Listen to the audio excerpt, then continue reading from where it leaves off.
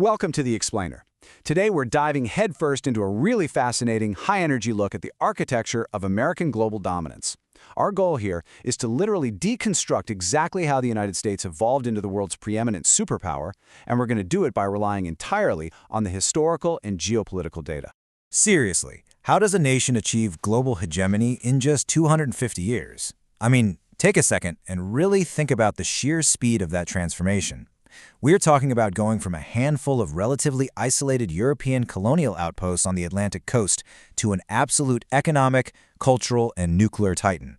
In the grand scheme of world history, that is a lightning-fast ascent.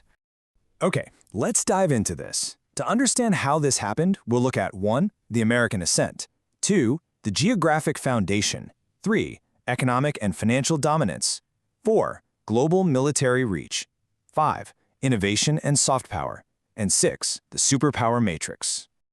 All right, Section 1, the American ascent.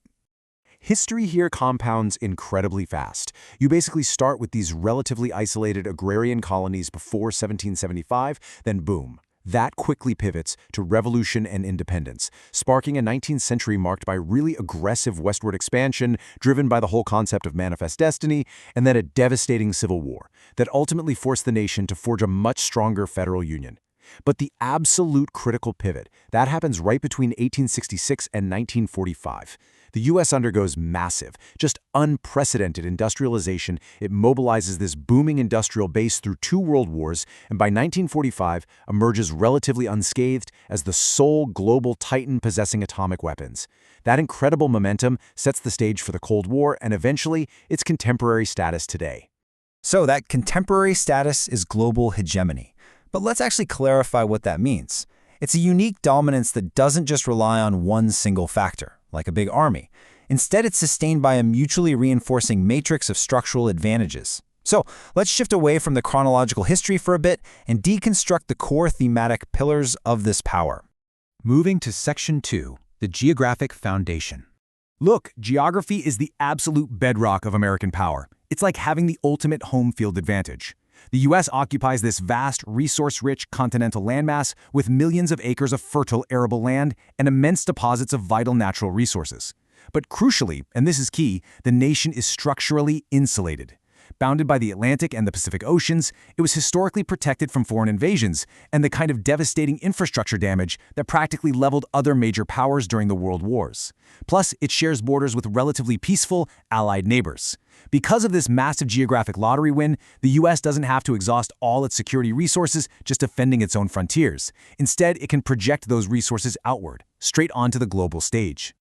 Next up, Section 3, Economic and Financial Dominance. $26 to $28 trillion.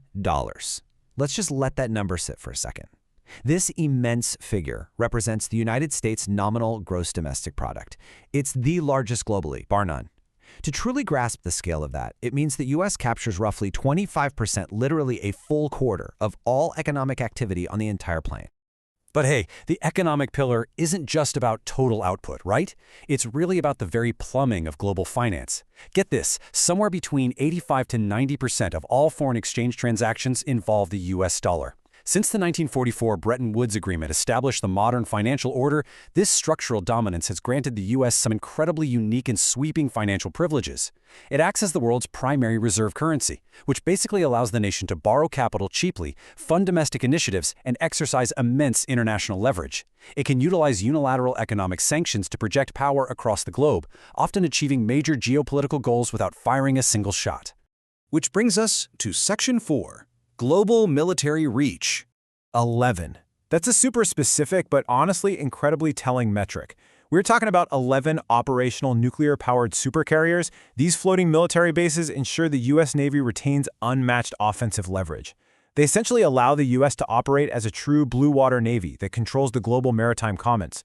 That guarantees the free navigation of global trade while simultaneously retaining the ability to project hard, decisive power anywhere on Earth within a matter of hours. And the wider footprint of that capability goes way beyond the Navy. We're looking at roughly 750 global military bases spread across more than 80 countries. This immense network acts as a constant, looming global security guarantor. And the fuel for this entire machine? An annual defense budget approaching $900 billion. That incredible budget comfortably exceeds the defense spending of the next 9 nations combined, allowing for the relentless procurement of advanced technology, elite training, and cutting-edge military research. All right, Section 5, Innovation and Soft Power. Now, hard military and economic might are definitely formidable, for sure. But true hegemony? That requires technological supremacy and deep cultural influence. This ecosystem starts with the world's leading technology corporations, engineered largely in innovative hubs like Silicon Valley, and it's fed by elite global research universities that continuously attract top-tier international talent. But what truly amplifies this pillar is cultural exports. Through massive global mediums like Hollywood cinema and streaming platforms like Netflix, and with English serving as the global lingua franca, the U.S. exerts incredible soft power.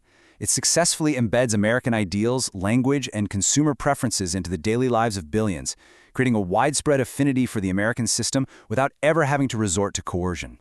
And finally, Section 6, the Superpower Matrix. So the crucial point here is that power doesn't operate in a vacuum, you know?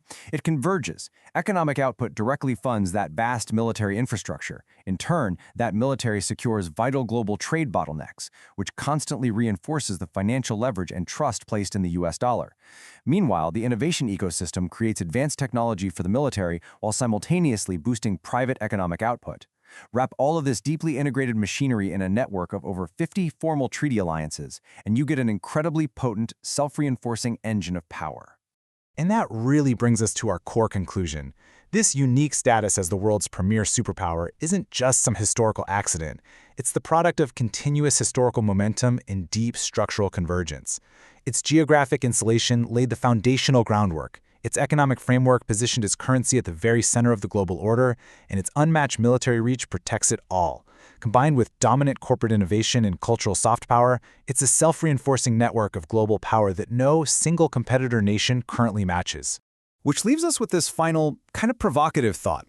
Will this self-reinforcing network of global power remain unmatched in the future? Well, history tells us that geopolitics is constantly shifting.